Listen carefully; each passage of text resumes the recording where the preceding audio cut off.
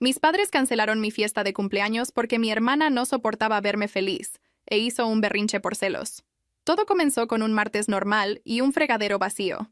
Ese día, el sobre era de la compañía eléctrica. Lo supe antes de abrirlo porque había memorizado los logotipos de la misma manera que otros adolescentes memorizan los nombres de las bandas. El papel en el interior no era solo una factura. Era un aviso. Palabras educadas para una realidad nada educada. Vencido, decía. Mi madre rondaba cerca del fregadero, fingiendo fregar un plato que ya estaba limpio. Mi padre aún no había llegado a casa. Mi hermana estaba en la sala desplazándose por la pantalla de su teléfono, con los pies en el sofá, tarareando como si nada en el mundo pudiera tocarla. Leí el número. Sentí que se me caía el estómago, y luego hice lo que siempre hacía. Lo resolví. ¿Quieres que llame?, pregunté, agarrando ya mi teléfono. Mi madre exhaló con un alivio tan obvio que me enojó.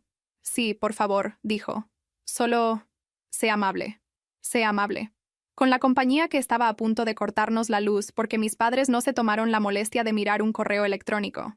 Me senté a la mesa con el teléfono pegado a la oreja, escuchando la música de espera, y me quedé mirando las fotos familiares en la pared. Caras sonrientes, iluminación perfecta, prueba de que parecíamos tenerlo todo bajo control. Mi madre estaba detrás de mí, susurrando el número de cuenta. Cuando la persona en la línea finalmente respondió, usé mi voz tranquila, la voz que me hacía sonar mayor de lo que era, la voz que ocultaba el hecho de que era una adolescente tratando de mantener su casa iluminada. «¿Podemos pagar hoy?», dije. Mi madre rebuscó en su bolso buscando una tarjeta, con las manos temblando. Mi hermana miró y dijo, «¿Qué está pasando?», como si la idea de las facturas fuera un idioma extranjero. «Nada», le dijo mi madre rápidamente, demasiado dulce. «Vuelve a lo que estabas haciendo». No cortaron la luz ese día. Todos actuaron como si eso significara que todo estaba bien. Mi madre volvió a su día. Mi hermana volvió a su teléfono. Mi padre llegó a casa más tarde y preguntó, «¿Te encargaste de eso?», como si fuera una pregunta normal para que un padre le hiciera a su hija. Dije que sí. Él dijo, «Bien». Y así fue como funcionó mi vida durante años. Emergencias silenciosas, resueltas en silencio, recompensadas con una sola palabra, e inmediatamente reemplazadas por la siguiente. Tenía 17 años. Se me hacía tarde, y todavía estaba parada en nuestra cocina porque el correo había aparecido con ese aspecto rígido y oficial que siempre tenía. Mi madre lo había dejado caer sobre la encimera como si fuera un plato caliente y dijo, «¿Puedes simplemente checarlo?», con la misma voz alegre que usa la gente cuando pide un favor diminuto, no cuando te entregan el peso de toda su vida adulta. Mi nombre es Nadia. Era una adolescente que parecía mayor de lo que se sentía, principalmente porque tenía que hacerlo. Vivíamos en una casa bonita, en un vecindario agradable, en una ciudad mediana de Estados Unidos, del tipo donde la gente se saluda en las señales de alto y jura que no hacen dramas mientras los coleccionan como cupones. Desde fuera, nuestro lugar parecía estable. Jardín delantero, entrada para 2 coches, un pequeño macizo de flores por el que mi madre se preocupaba cuando venían visitas. Por dentro, el lugar funcionaba con una regla silenciosa que nadie decía en voz alta. Si algo necesitaba hacerse, de alguna manera se convertía en mi responsabilidad. A mis padres les encantaba llamarme la confiable, la madura, el alma vieja. Lo decían como si fuera un cumplido, pero siempre aterrizaba como una descripción de trabajo. Mi hermana, por otro lado, era sensible, emocional, frágil.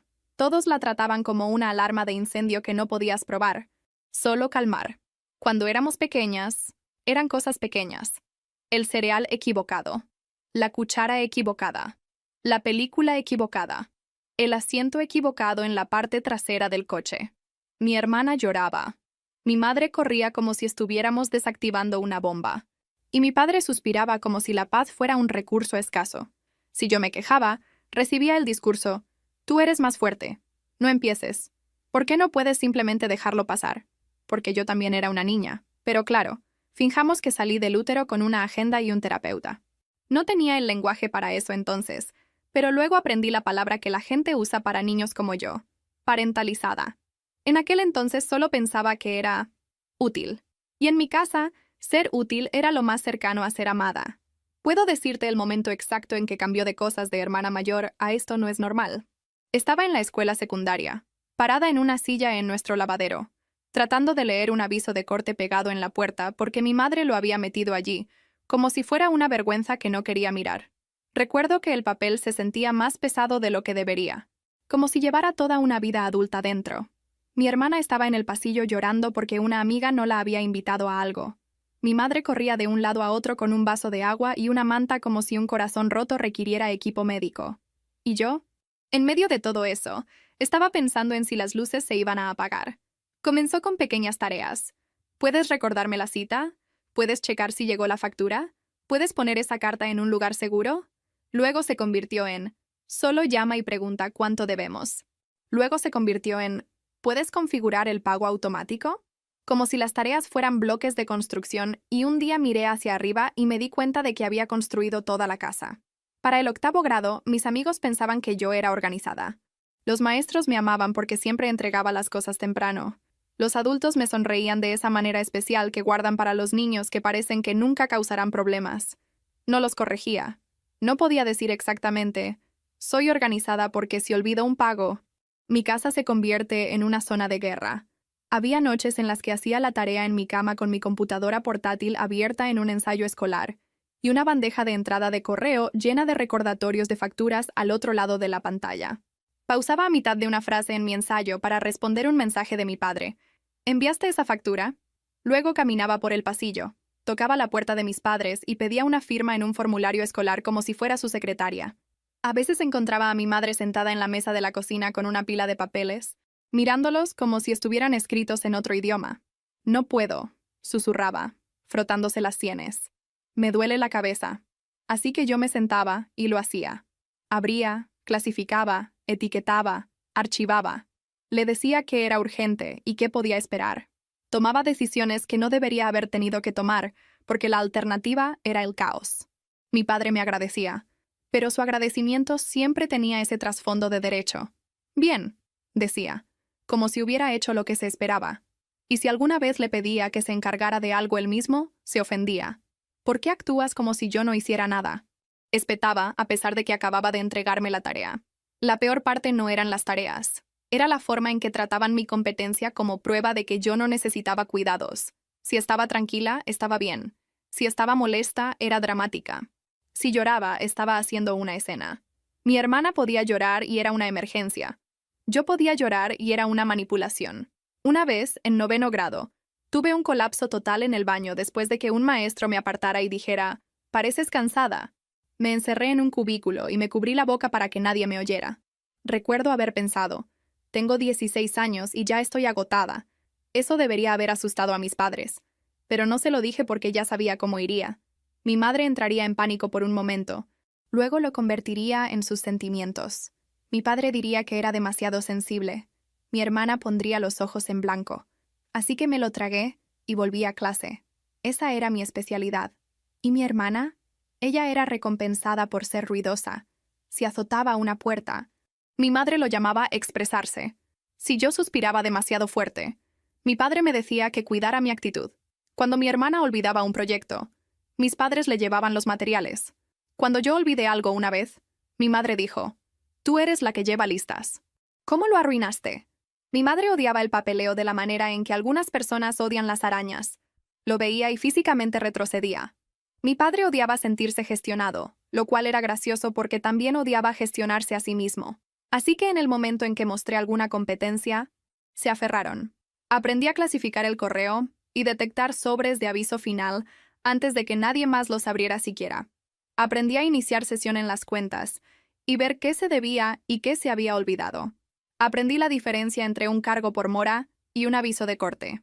Aprendí a hablar con servicio al cliente con una voz que sonaba tranquila incluso cuando quería gritar. También aprendí que la gente te toma más en serio si suenas como si no estuvieras llorando, que es una lección que desearía nunca haber tenido que aprender.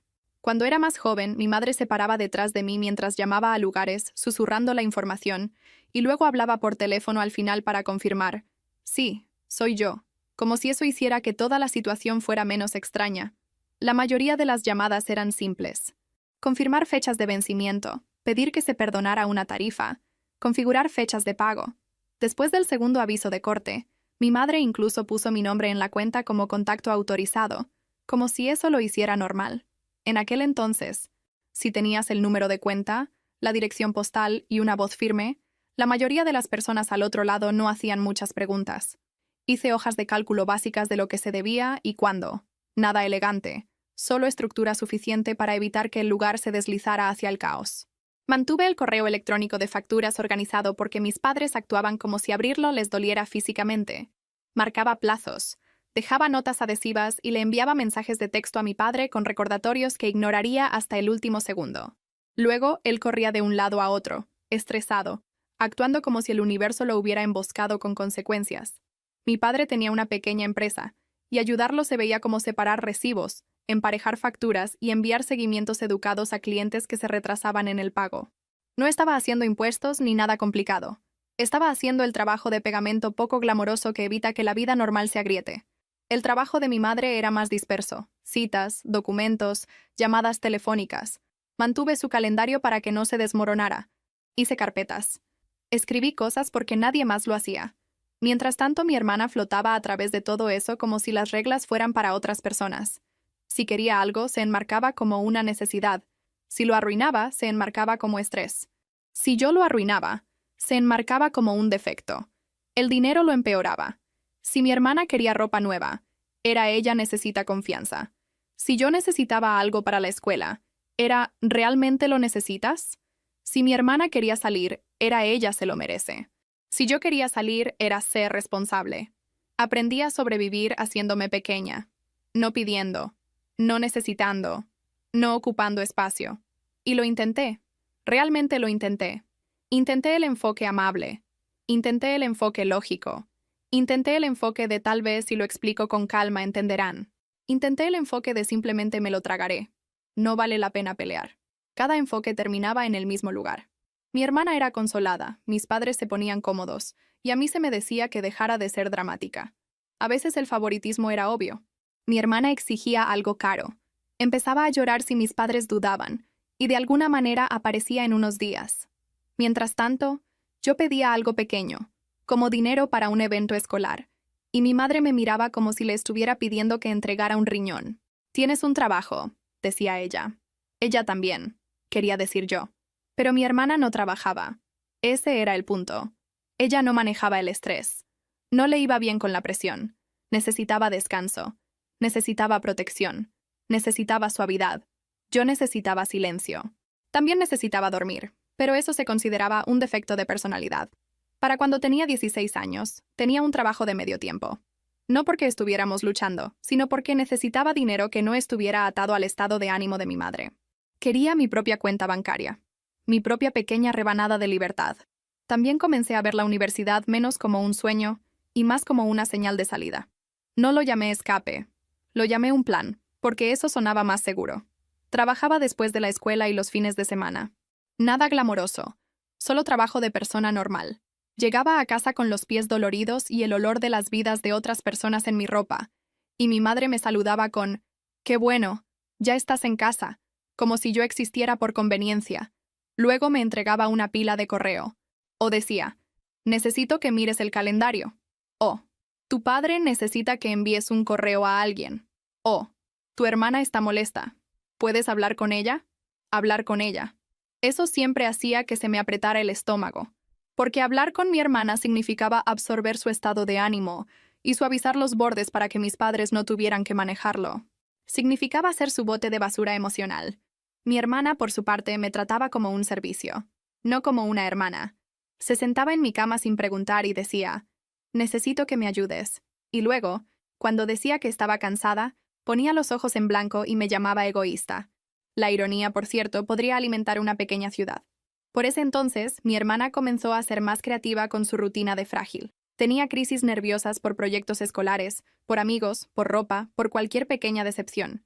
Lloraba tan fuerte que no podía respirar, y mis padres orbitaban a su alrededor, calmando, negociando y prometiendo.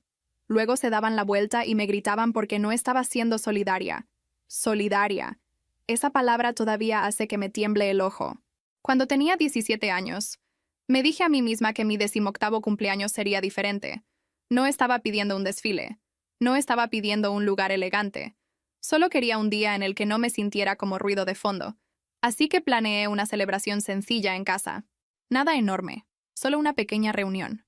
Algo de comida, un pastel, música, un puñado de personas a las que realmente les agradaba. Lo planeé porque planear era lo que yo hacía. Pedí prestadas sillas plegables. Hice una lista. Lo mantuve pequeño a propósito para que nadie pudiera acusarme de ser exagerada. Invité a un par de compañeros de trabajo y a un par de amigos de la escuela que habían visto suficiente de mi vida para entender por qué mantenía mi alegría en silencio. Mis padres aprobaron al instante. No porque estuvieran interesados, sino porque se veía bien y requería cero esfuerzo de su parte. Mi madre seguía diciendo, «Esto será tan lindo», en el tono que usaba cuando se imaginaba a sí misma contando la historia más tarde. Mi padre asintió como si estuviera aprobando un correo electrónico de trabajo. Mi hermana apenas levantó la vista de su teléfono. Hice todo. Planeé la comida en torno a lo que mis padres aprobarían y de lo que mi hermana no se quejaría. Me aseguré de que hubiera algo bonito para las fotos porque a mi madre le encantaban las pruebas. Pedí un pastel de un sabor que mi hermana afirmaba que no odiaba. Limpié la casa porque a mi madre le importaba más lo que pensara la gente que lo que yo sentía. Mirando hacia atrás, me doy cuenta de que la fiesta no era realmente para mí. Era otra actuación de Somos una familia normal. Yo solo era la actriz principal a la que nadie agradecía. 3 días antes de la fiesta, mi hermana llegó a casa como una tormenta. Le habían cancelado un viaje de fin de semana de lujo después de que su grupo de amigos estallara por un drama. Decepción normal para una persona normal. En nuestra casa, se convirtió en una emergencia familiar. Azotó la puerta, arrojó su bolso y anunció que no podía soportar a la gente y necesitaba la casa tranquila ese fin de semana. Vacía, sin movimiento, sin atención en nadie más. Mi madre me miró con ese rápido parpadeo de culpa, como si ya supiera lo que estaba a punto de hacer y no quisiera sentirlo. «Quizás necesitemos ajustar», dijo. «¿Ajustar qué?», pregunté, aunque lo sabía. Mi padre suspiró. «Es solo una fiesta. Es mi cumpleaños número 18», dije, y mi voz hizo esa cosa donde se vuelve demasiado firme justo antes de llorar. Mi hermana volvió su ira hacia mí, como si mi existencia fuera el problema. «No puedo lidiar con el ruido ahora mismo», espetó. «Necesito espacio». Y yo necesitaba un día, dije, antes de poder detenerme. Los ojos de mi madre brillaron. «No hagas eso», advirtió, como si hubiera sacado un cuchillo. «Tu hermana está sufriendo». Mi padre se frotó la frente. «¿Podemos no hacer esto más grande?» «Más grande», seguro, porque mi cumpleaños era lo que se estaba haciendo más grande, no el viaje cancelado de mi hermana siendo tratado como una tragedia nacional. Luego mi madre me entregó el cuchillo, como siempre hacía. «¿Puedes simplemente llamar a todos?», preguntó suavemente. «Diles que estamos reprogramando». «No vamos a reprogramar», dije. Mi padre me miró fijamente.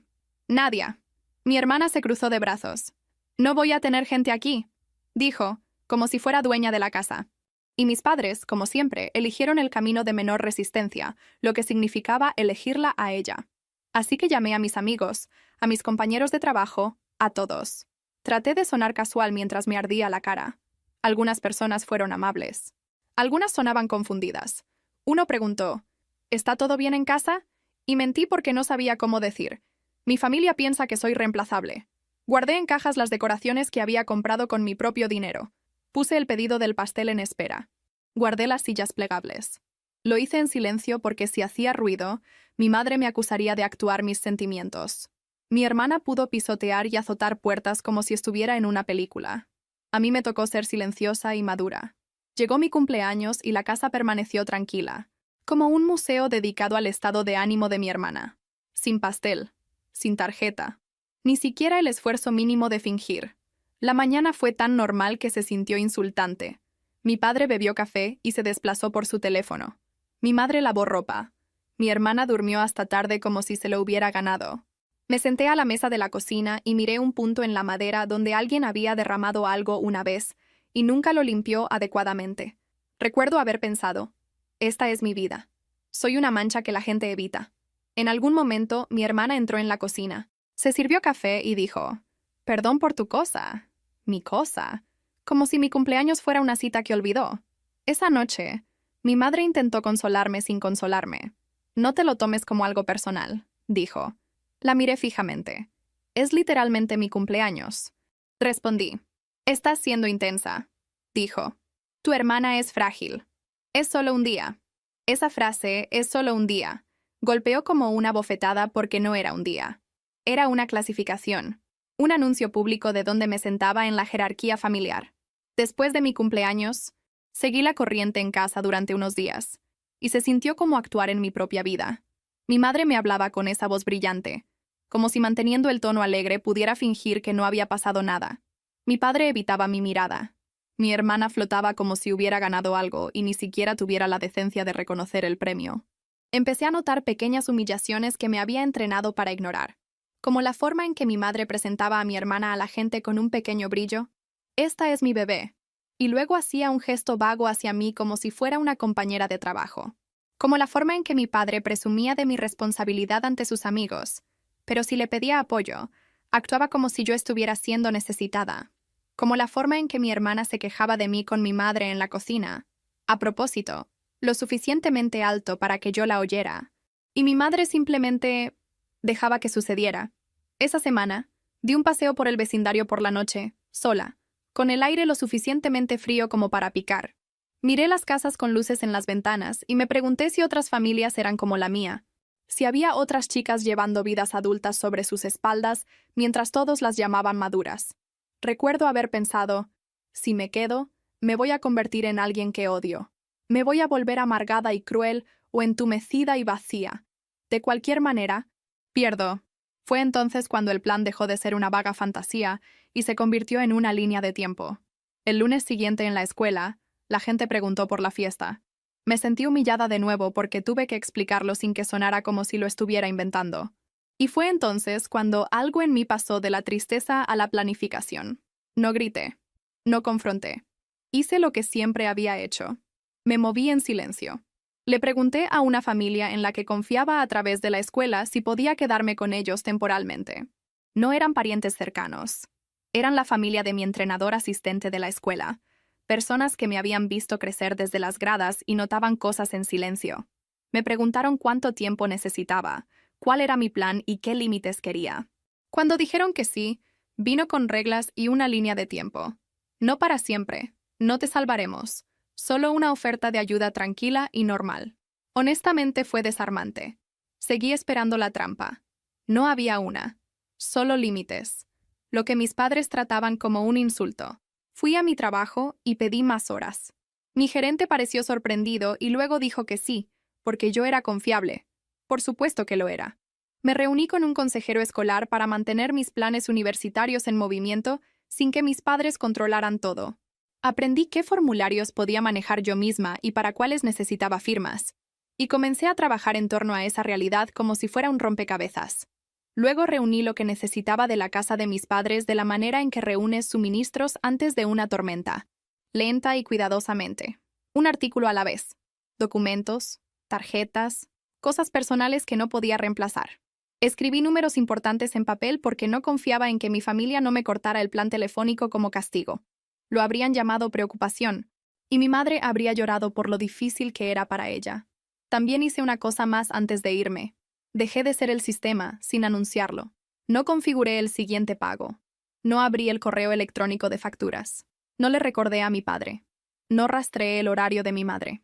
Simplemente no lo hice. Dejé que el silencio hablara. Lo notaron rápido. Mi madre preguntó dónde estaba un documento. Dije, no sé, y ella me miró como si la hubiera traicionado. Mi padre preguntó si había respondido un correo electrónico. Dije, no. Y él frunció el ceño como si no pudiera computarlo. Mi hermana comenzó a mirarme con esa mirada sospechosa que tenía cuando sentía que no era el centro. Algunas veces mi madre intentó la manipulación más suave. Entraba en mi habitación por la noche. Se sentaba en el borde de mi cama y decía, ¿estás bien? Con una voz que sonaba cariñosa hasta que añadía, has estado actuando extraño, como si mi retirada emocional fuera mala conducta. Estoy cansada, decía yo. Todos están cansados, respondía ella, y luego suspiraba dramáticamente como si fuera ella quien cargaba el mundo. La logística de irse fue fea de una manera tranquila. No hubo una escena dramática con maletas. Estaba yo metiendo papeles importantes en una carpeta y escondiéndola dentro de una vieja mochila como si estuviera contrabandeando mi propia identidad fuera de la casa. Estaba yo revisando la guantera de mi coche en busca de llaves de repuesto, porque mi padre tenía la costumbre de extraviar cosas cuando estaba enojado. Estaba yo tomando fotos de mis documentos en mi teléfono por si los originales desaparecían. Sí, estaba paranoica. No, no me arrepiento. También tuve que hacer las cosas vergonzosas y prácticas de las que nadie habla, como averiguar qué puede pagar realmente una adolescente que acaba de cumplir 18 años. Me senté en el estacionamiento del trabajo en mi descanso y escribí un presupuesto en el reverso de un recibo. Gasolina, comida, teléfono, cuotas escolares, un poco guardado para emergencias. Me di cuenta de que había estado haciendo planificación financiera para mis padres durante años y nunca lo había hecho para mí. Eso me puso furiosa. La familia anfitriona no me trató como un caso de caridad, pero yo me traté a mí misma como uno de todos modos. Lavaba los platos antes de que nadie me lo pidiera. Aspiraba. Doblaba la ropa. Estaba aterrorizada de ocupar espacio. La madre de la casa me apartó una noche y dijo: «No tienes que ganarte tu lugar aquí con tareas. Solo tienes que ser respetuosa». Asentí como si entendiera, pero mi cuerpo no lo creía. Respetuosa, en la casa de mis padres, significaba obediente. Aquí significaba normal. Seguía esperando que mis padres aparecieran. Seguía esperando que mi hermana apareciera, llorando, exigiendo que arreglara algo. Dormí ligeramente durante semanas, como si mi sistema nervioso no confiara en la paz. En la escuela, la gente notó que estaba más callada. Un amigo preguntó si estaba bien. Me encogí de hombros y dije: «Cosas de familia». ¿Qué es lo que todo el mundo dice cuando la verdad es demasiado desordenada para caber en una conversación de pasillo? Mi consejera me ayudó con las piezas prácticas. Asegurarse de que mi inscripción no se descarrilara. Hablar sobre cómo manejar el contacto. Recordarme que se me permitía decir no. Recuerdo salir de su oficina y sentarme en mi coche con las manos en el volante, respirando como si acabara de correr una milla. No sabía que poner un límite podía sentirse como cardio. 2 semanas después de mi 18º cumpleaños, el cumpleaños que borraron, me fui. Fue un sábado por la mañana tranquilo, temprano, antes de que alguien pudiera acorralarme. Mis manos temblaron todo el viaje, no porque tuviera miedo de irme, sino porque mi cuerpo todavía creía que irse sin permiso estaba mal. Seguía esperando sirenas o alguna escena dramática, porque mi cerebro estaba entrenado para creer que tomar una decisión por mí misma desencadenaría un castigo. No pasó nada. El mundo se mantuvo en silencio. Esos primeros meses fueron una extraña mezcla de libertad y abstinencia. La gente habla de mudarse como si fuera este paso emocionante hacia la independencia. Para mí se sintió más como desintoxicación. Mi cerebro seguía buscando el pánico familiar porque el pánico era normal. La paz se sentía sospechosa. En la mesa de la cena de la familia anfitriona, la gente se preguntaba sobre sus días y realmente escuchaba las respuestas. Nadie competía por ser el más herido. Nadie convertía cada conversación en una prueba de lealtad. Recuerdo que una noche el padre de la casa dijo: «Olvidé pagar la factura del agua». Y luego se rió. Se levantó y la pagó. Así de simple. Sin gritos. Sin espiral de vergüenza. Sin reunión familiar. Casi se me cae el tenedor porque no me di cuenta de que los errores podían ser manejados. La primera vez que les dije que estaba pensando en formularios universitarios, la madre de la casa se sentó conmigo y me ayudó a clasificarlos sin hacerlo sobre ella. No dijo: «Después de todo lo que he hecho por ti, como lo haría mi madre». Ella solo dijo: «Veamos qué necesitas». Fue tan simple que me dolió. También aprendí cuánto no sabía sobre mí misma. Había pasado tanto tiempo siendo la arregladora, que cuando nadie necesitaba arreglo, no sabía qué hacer con mi tiempo. Me sentaba en mi habitación y miraba mi teléfono como si pudiera darme instrucciones. Empezaba a limpiar, porque limpiar era más seguro que sentir. Me sorprendía escuchando pasos en el pasillo, preparándome para que alguien gritara mi nombre en ese tono que significaba: «Ven a cargar mi problema». Nadie llamó. Empecé a trabajar más horas. Empecé a ahorrar. Empecé a permitirme comprar cosas pequeñas sin culpa. Champú que me gustaba, un cuaderno que no era la opción más barata, una silla de segunda mano para no tener que sentarme en mi cama para hacer la tarea. Empecé a aprender cómo se sentía construir una vida que no requiriera una gestión constante de emergencias. No todo fue inspirador. Tenía noches en las que extrañaba a mis padres de una manera vaga y dolorosa, como extrañar un país en el que ya no puedes vivir. Pensaba en mi madre en la cocina, en mi padre viendo televisión después del trabajo, en el crujido familiar de las escaleras. Y luego recordaba mi cumpleaños, y el recuerdo se endurecía en algo protector. Cuando llegó la graduación, mis padres intentaron hacer un movimiento clásico. Mi madre envió un mensaje de texto: «Estamos orgullosos de ti». Y miré las palabras hasta que se desenfocaron. Orgullosos. No arrepentidos. No conscientes. Orgullosos. Como si mis logros fueran algo que pudieran usar. preguntaron si podían venir a la pequeña ceremonia. La familia anfitriona me preguntó qué quería. Esa pregunta sola me mareó. Me di cuenta de que nunca antes me habían preguntado qué quería de una manera real. Así que elegí algo simple. Les dije a mis padres que podían venir, pero no iba a hacer fotos familiares, y no iba a invitar a parientes lejanos, y no iba a fingir que todo estaba arreglado. Mi madre actuó herida. Mi padre actuó irritado. Vinieron de todos modos, porque las apariencias les importaban más que la comodidad. Mi hermana también vino, y pasó todo el tiempo quejándose de estar aburrida. Cuando crucé el escenario, no miré a mis padres. Miré a la familia anfitriona en su lugar. Ellos aplaudieron más fuerte. Se me cerró la garganta y tuve que sonreír para no llorar en el escenario. Después, mi madre intentó abrazarme para una foto. Retrocedí y dije, hoy no. El destello de ira en sus ojos fue tan rápido que la mayoría de la gente se lo habría perdido. Yo no. Había sido entrenada para verlo. Ese día me enseñó algo que llevé a todo lo demás. Podía estar en la misma habitación que mi familia y aún pertenecerme a mí misma. Podía decir no en público. Podía sobrevivir a la culpa. En la casa de la familia anfitriona, había reglas. Simples. Limpia lo que ensucies. Avisa si llegarás tarde. No traigas caos a casa. Las seguí obsesivamente porque estaba aterrorizada de que cambiaran de opinión. Ofrecí pagar alquiler tan pronto como pude, y me dijeron que ahorrara mi dinero para la escuela. Traté de no llorar frente a ellos porque no quería ser un proyecto. Solo quería ser una persona. Dejé una nota simple en la casa de mis padres. Estoy a salvo. Me estoy mudando. Por favor, no contacten a mi escuela ni a mi trabajo. Me comunicaré cuando esté lista. Tomó exactamente un día para que mi teléfono comenzara a iluminarse. Los primeros mensajes de mi madre fueron los de preocupación fingida. ¿Estás bien? ¿Dónde estás? Luego se convirtió en el propósito real. Esto no es propio de ti. Vuelve a casa. Te necesitamos. Necesitamos. No extrañamos. Necesitamos. Mi padre intentó el control práctico. Cortó el acceso a un inicio de sesión de cuenta que yo había usado para verificar ciertas facturas, pensando que entraría en pánico y volvería arrastrándome. En cambio, pasé una tarde miserable abriendo mis propias cuentas, moviendo mis depósitos y configurando todo a mi nombre. Fue agotador, pero también se sintió como cortar una cuerda. También intentó el ángulo de estás siendo irresponsable, lo cual habría sido hilarante si no me hubiera enojado tanto. No puedes simplemente irte, dijo por teléfono. Tienes obligaciones. Casi me río. Obligaciones. Como si fuera su empleada que había renunciado sin previo aviso. Soy tu hija, dije, con la voz temblando. No tu personal.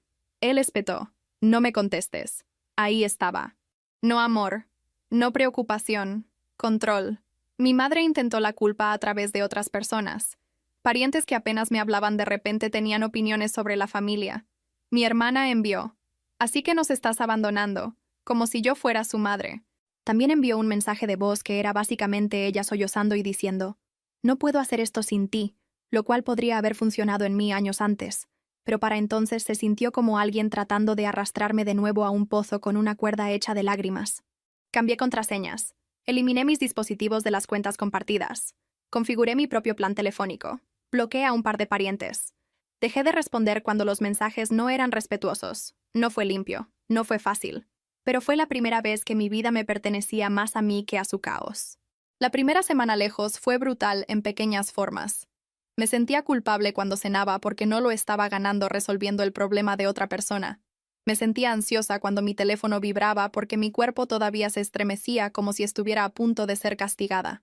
También sentía este alivio extraño y silencioso que no sabía cómo sostener, como si alguien me entregara la libertad y yo no supiera dónde ponerla. En la casa de la familia anfitriona había reglas, simples. Limpia lo que ensucies. Avisa si llegarás tarde. No traigas caos a casa. Las seguí obsesivamente porque estaba aterrorizada de que cambiaran de opinión. Ofrecí pagar alquiler tan pronto como pude, y me dijeron que ahorrara mi dinero para la escuela. Traté de no llorar frente a ellos porque no quería ser un proyecto. Solo quería ser una persona. Mientras tanto, en la casa de mis padres, el lugar comenzó a tambalearse. Sin mí, mis padres intentaron comprar organización, ayuda de limpieza, alguien para hacer papeleo. No duró. No les gustaba que les dijeran qué hacer, y mi hermana saboteaba cualquier cosa que pareciera límites. Se quejaba de que la persona la estaba juzgando. Buscaba peleas. Ponía la casa tensa hasta que mis padres se rendían, porque rendirse era su principal habilidad. Se perdieron facturas. Los correos electrónicos se acumularon. Los plazos se pasaron. Mi padre perdió la pista de los pagos de los clientes. Mi madre olvidó citas y luego culpó al calendario. Escuché todo de segunda mano a través de mensajes de texto que tenían la intención de hacerme sentir culpable para volver a mi lugar. Cuando finalmente respondí una llamada, mi padre no dijo, «Queremos que vuelvas». Dijo, «Nos estamos atrasando». «Nos», repetí. «No seas dramática», espetó. «¿Cancelar mi 18º cumpleaños no fue dramático?», pregunté. Silencio. «Estábamos tratando de mantener la paz», dijo. «Y ahora no tienen paz», respondí. «Tienen consecuencias». Por un tiempo hubo una tregua tensa. Mis padres siguieron tratando de atraerme con pequeños ganchos. «¿Puedes decirme qué contraseña usamos? ¿Puedes recordarme qué día vence esa factura? ¿Puedes pasar y ayudar por una hora?». Cada solo era una trampa. Si hacía una, se convertiría en 2, luego en 3, luego mi vida volvería a deslizarse hacia el viejo papel. Así que empecé a decir no más a menudo. Mi voz temblaba las primeras veces. Luego se volvió más firme. Mi madre odiaba eso. Decía que estaba cambiando, como si eso fuera un crimen. Unos meses después de que me fui, llegó la primera grieta pública. Atraparon a mi hermana tratando de salir de una tienda cara sin pagar una bolsa de artículos. No fue sutil. La seguridad la detuvo en la entrada. Hizo una escena. Lloró. Los acusó de atacarla. Mi madre entró corriendo, frenética, tratando de salir de eso con encanto. Mi padre llegó enojado y avergonzado, con esa sonrisa tensa que usaba cuando quería que la gente pensara que todo estaba bien. Sucedió el resultado más simple del mundo real. Mi hermana recibió una advertencia. Mis padres pagaron los artículos en el acto, se disculparon hasta que les dolió la cara, y la tienda aún así emitió un aviso de entrada prohibida para que no pudiera volver. Sin gran drama judicial. Solo humillación, consecuencias y susurros. Mi madre me llamó llorando, más por lo humillante que fue para ella que por lo que hizo mi hermana. La gente vio, seguía diciendo. La gente está hablando. Tal vez deberían hablar, dije, antes de poder detener. La voz de mi madre se agudizó. Si estuvieras aquí, esto no habría pasado. Miré la pared, sintiendo esa vieja oleada de rabia. Si yo estuviera allí, dije lentamente, me estarías usando como tu escudo para no tener que enfrentar lo que ella está haciendo. Se quedó callada por un momento, y luego hizo lo que siempre hacía. Lo reescribió. «Estás siendo cruel», susurró, como si mi honestidad fuera violencia. Después del incidente de la tienda, la obsesión de mi madre con la gente hablando se aceleró.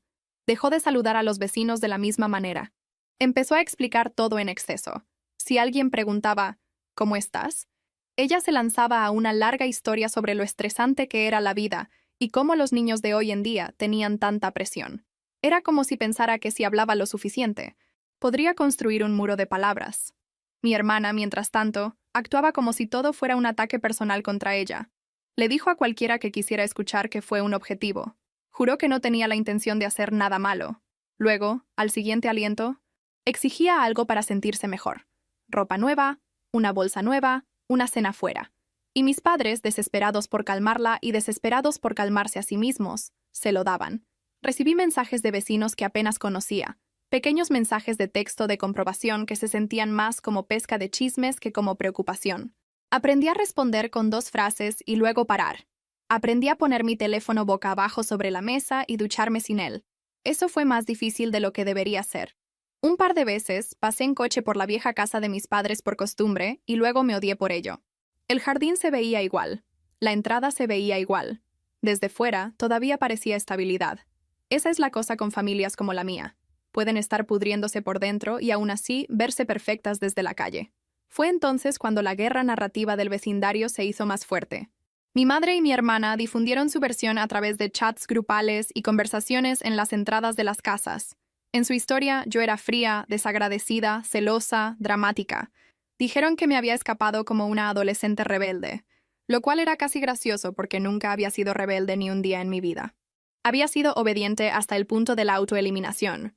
Y sí, la gente encontró mi trabajo fácilmente. Es una ciudad pequeña.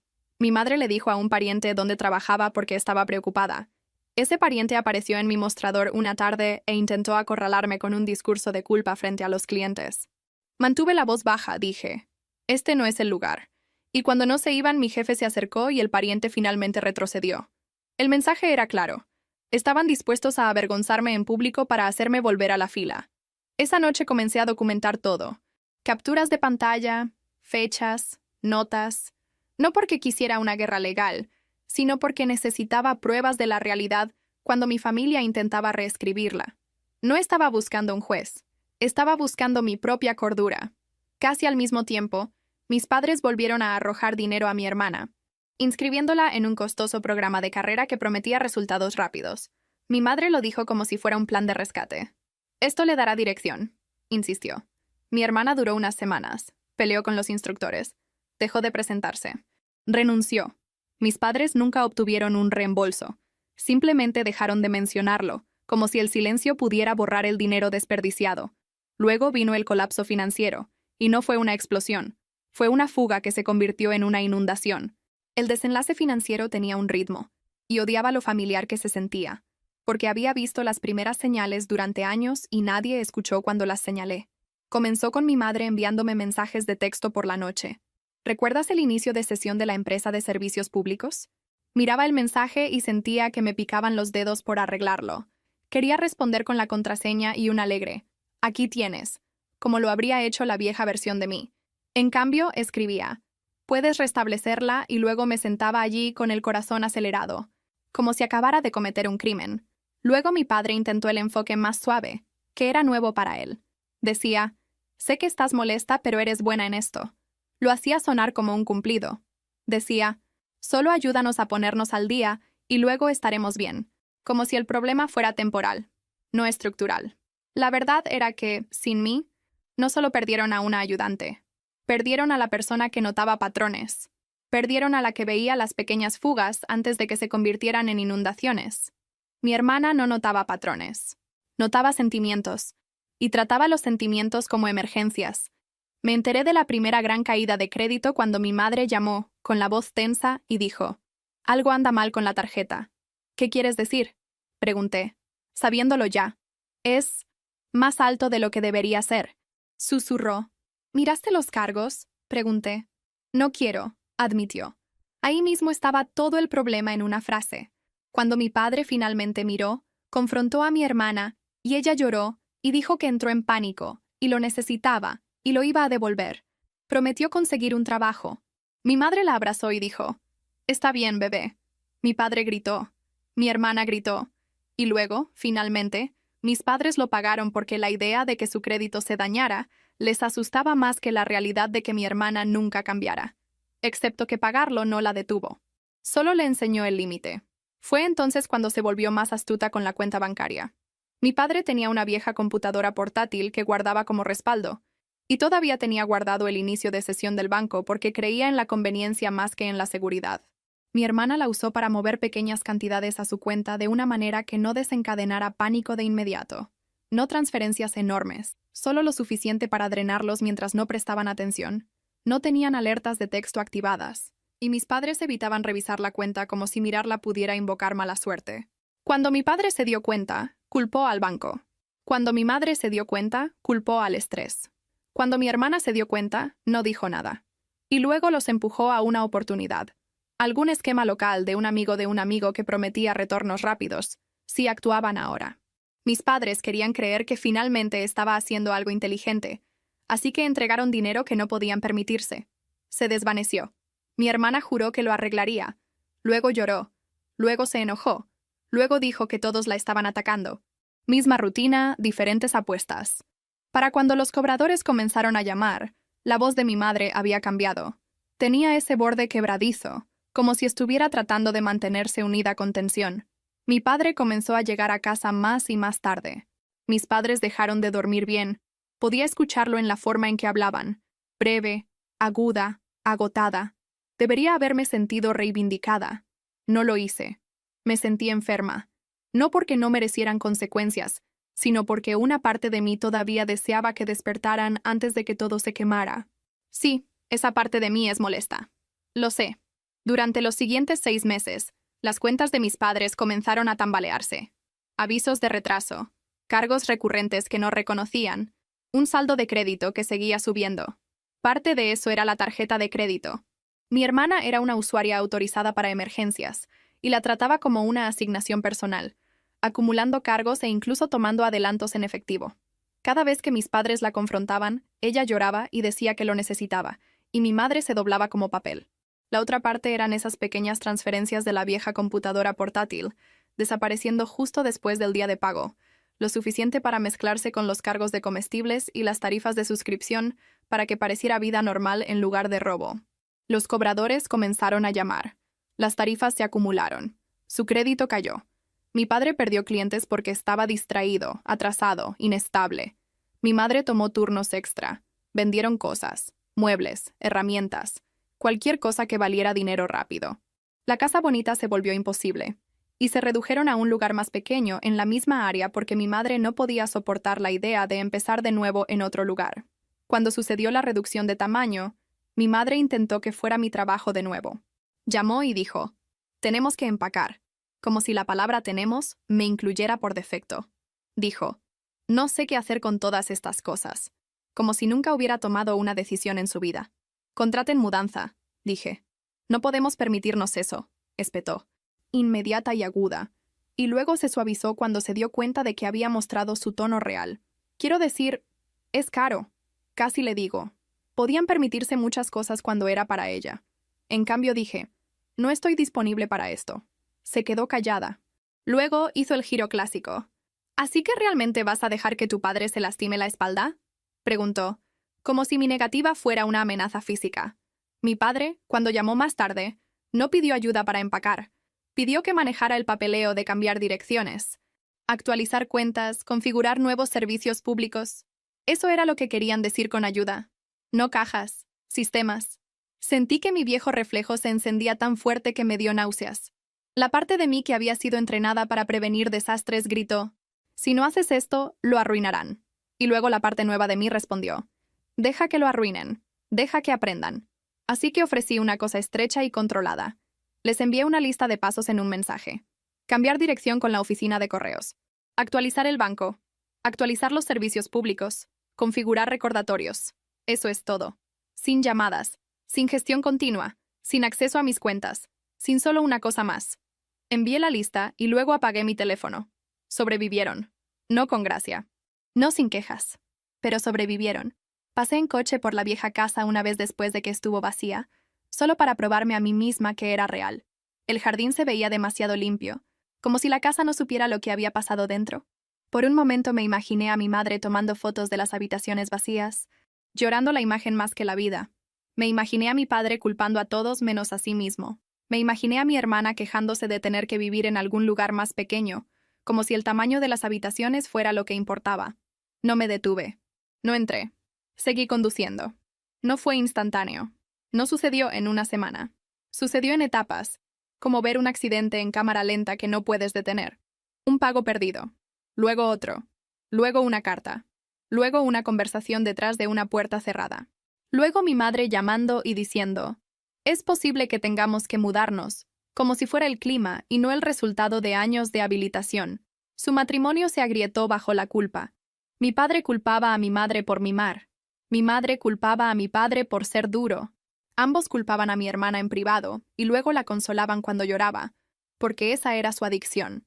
El ciclo. Pasó poco más de un año en esa tensa distancia. Mi vida se volvió más estable en las formas aburridas que importan. Pasé del sofá a un departamento compartido. Seguí trabajando. Me quedé en la escuela. Empecé a cenar sin sentir que tenía que ganármelo resolviendo la crisis de otra persona. Aprendí a decir no sin adjuntar una disculpa. Todavía me sentía culpable a veces, pero la culpa comenzó a sentirse menos como verdad y más como un viejo reflejo. Luego un pariente envió un mensaje de texto. «Tus padres quieren hablar. Es serio». Acepté reunirme con ellos en una pequeña cafetería cerca del campus. Terreno neutral, público, reunión corta, mis reglas. Cuando entré, casi no los reconocí, no porque se vieran tremendamente diferentes, sino porque se veían desgastados por la realidad. Los hombros de mi padre estaban caídos. Los ojos de mi madre estaban hinchados. Se sentaron juntos como aliados, lo cual era nuevo. Mi hermana no estaba allí. También nuevo. Mi madre se paró como si no supiera si abrazarme. No la abracé. Me senté. Mi padre dijo, «Gracias por venir». Y casi me río porque la cortesía sonaba extraña viniendo de él. Mi madre comenzó a hablar alrededor del punto. Vergüenza, facturas, pena, estrés. Finalmente mi padre lo dijo, contundente. Necesitamos ayuda. No amor. No reconciliación. Ayuda. Tomé aire. ¿Ayuda para hacer qué? Pregunté. Mi madre susurró. Nos estamos ahogando. Dejé que el silencio se asentara porque necesitaba que lo sintieran. Luego dije, no me voy a mudar de regreso. No voy a administrar sus facturas. No voy a ser su amortiguador. Si quieren contacto, tiene que ser bajo mis términos. Mi padre asintió lentamente. Mi madre parecía asustada. Establecí condiciones como una adulta práctica porque el regateo emocional es como mi familia atrapaba a la gente. Reuniones cortas en público. Comunicación respetuosa. Nada de usar parientes como mensajeros. Nada de aparecer en mi trabajo. Nada de campañas de chismes en el vecindario. Nada de solicitudes de dinero. Nada de demandas de emergencia. Y, lo más importante, dejar de recompensar las crisis de mi hermana. Mi madre comenzó a decir, ella está luchando, y yo interrumpí. Ella siempre está luchando, dije. Y de alguna manera siempre se convierte en mi trabajo. Mi padre preguntó, ¿qué quieres que hagamos? Denle consecuencias reales. Respondí, exijan trabajo real. Dejen de tratarla como vidrio. Los ojos de mi madre se llenaron. Ella es nuestra hija. Y yo soy su hija, dije. Y mi voz se quebró a pesar de mi mejor esfuerzo. Me hizo sentir de 12 años otra vez. Nos sentamos así por un momento, los tres mirando una mesa como si fuera un campo de batalla. Luego el universo decidió probar mis límites inmediatamente. Mi hermana entró en la cafetería. Se deslizó en una silla como si fuera dueña del aire. No parecía frágil, parecía molesta, como si la estuviéramos incomodando. Así que esto está pasando, dijo.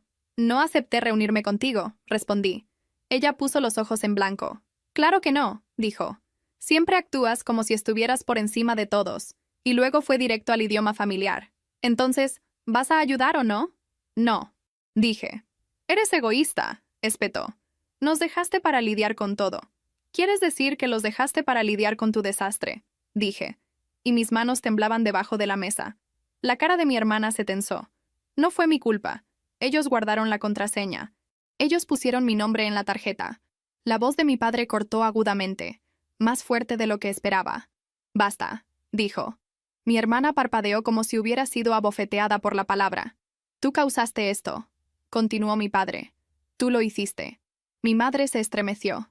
Por medio segundo vi que miraba hacia mí como si quisiera defenderme, como si alguna parte de ella supiera que esto no era justo, pero el hábito arrastró sus ojos de vuelta a mi hermana, como siempre lo había hecho. Los ojos de mi hermana se abrieron. Por un segundo, toda la mesa contuvo el aliento. Luego mi hermana hizo lo que siempre hacía. Giró hacia el victimismo y el dinero. Bien, espetó. Si no vas a ayudar, ¿puedes al menos darme algo de dinero solo esta vez? Solo necesito un poco para ponerme al día. No, dije de nuevo. Mi hermana siseó. Estás arruinando a esta familia. Y fue entonces cuando me puse de pie. La silla raspando fuerte. La gente mirando. Mi corazón latiendo como si hubiera hecho algo malo cuando no lo había hecho. Esto, les dije a mis padres. Con la voz temblando, es exactamente por lo que tengo condiciones. Si dejan que me hable así, me voy. Mi madre parecía aterrorizada. La mandíbula de mi padre se apretó, pero no me dijo que me volviera a sentar. Eso era algo. Mi hermana se burló. Tan controladora. No soy controladora, respondí. Me voy. Y lo hice. Bloqueé a mi hermana de nuevo. Bloqueé a mi madre durante semanas porque seguía enviando excusas suaves como, ella no quiso decir eso, y ella está sufriendo, como si mi dolor fuera opcional. Luego llamó mi padre. Su voz sonaba diferente, cansada, no dominante. Lo estamos intentando, dijo. Me dijo que le habían dicho que no a mi hermana, que necesitaba trabajar, que no podía vivir con ellos a menos que siguiera las reglas, que ella gritó y se fue, que mi madre quería perseguirla y él le dijo que no podían seguir haciendo eso. No me sentí triunfante. Me sentí agotada. Me sentí triste. Sentí un alivio que sabía a duelo. Durante los siguientes meses, el contacto se volvió pequeño y condicional. Llamadas cortas. Reuniones públicas. Límites aplicados como leyes de tráfico. Mi madre resbalaba a veces. Yo la corregía. Mi padre era torpe pero más firme.